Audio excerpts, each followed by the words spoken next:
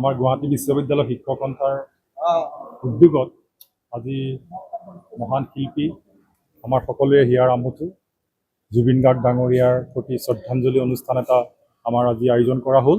ইতিমধ্যে সমাপন হৈছে আৰু আমি সকলোৱে তেখেতৰ অৱদানসমূহ সংগীত আৰু শিল্প জগতৰ অৱদানসমূহ শ্ৰদ্ধাৰে সোঁৱৰাৰ লগতে আমি তেখেতৰ যি মৃত্যু হ'ল তাৰ অতি উচ্চ পদস্থ এটি তদন্ত আমি দাবী জনাইছোঁ আমাৰ শিক্ষক সন্থাৰ তৰফৰ পৰা, যাতে সেই তদন্ত অতি নিৰপেক্ষভাৱে আৰু সুকলমে উচ্চ পৰ্যায়ৰ তদন্ত হয়, কোনো দিশ তাত মানে ৰৈ যাব নালাগে।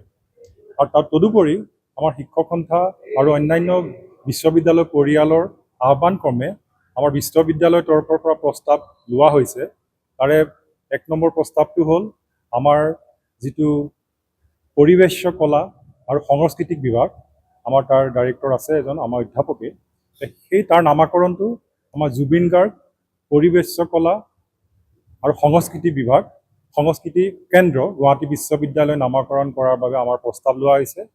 দ্বিতীয়তে আমাৰ যুৱ মহোৎসৱ, যি আন্তঃ মহাবিদ্যালয় যুৱ মহোৎসৱ অনুষ্ঠিত হ'ব, এই বছৰ হৈ আছে আৰু তাৰ ইয়াৰ পিছৰ পৰ্যায়ৰ ফাইনেলখিনি হ'ব। তাতো আমাৰ জুবিনৰ গান বুলি এটা শীৰ্ষক প্ৰতিযোগিতা ৰখাৰ বাবে প্ৰস্তাৱ লোৱা হৈছে আমাৰ তৰফৰ পৰা। আৰু শেষত আমাৰ জুবিন গাৰ্গৰ সকলো কৰ্মৰাজি, সংগীত আৰু অন্যান্য কৰ্মৰাজি সন্নিৱিষ্ট কৰি এখন প্ৰফিটেবল বুক আমাৰ বিশ্ববিদ্যালয়ৰ তৰফৰ পৰা এখন প্ৰস্তুত কৰি উলিওৱা হ'ব অতি কম দিনৰ ভিতৰত, যাতে সকলোৱে সেইখন অতি সহজে পায় আৰু তেখেতৰ স্মৃতিচাৰণ কৰিব পাৰে। গতিকে আমাৰ আজি এই সভাখনৰ অন্তত আমি এইখিনি কথাই আমি প্ৰস্তাৱেই গ্ৰহণ কৰা হৈছে।